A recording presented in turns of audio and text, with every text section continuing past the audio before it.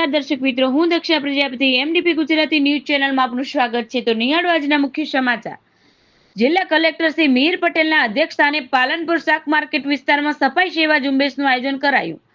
સહિયારા પ્રયત્ન થકી પાલનપુરને પ્લાસ્ટિક મુક્ત શહેર બનાવવા અને સ્વસ્થ જાળવવા નાગરિકોને અપીલ કરતા કલેક્ટર શ્રી મિહિર પટેલ શાકભાજી ખરીદવા માટે પ્લાસ્ટિકની થેલી નહીં પરંતુ કાપડની થેલીનો ઉપયોગ કરીને કલેક્ટર શ્રી મિહિર પટેલ સરકાર શ્રી દ્વારા શરૂ કરેલા પ્લાસ્ટિક મુક્ત અભિયાન અંતર્ગત બનાસકાંઠા જિલ્લા કલેક્ટર શ્રી મિહિર પટેલના અધ્યક્ષસ્થાને પાલનપુર શાક માર્કેટ વિસ્તારમાં સફાઈ સેવા ઝુંબેશનું આયોજન કરાયું હતું.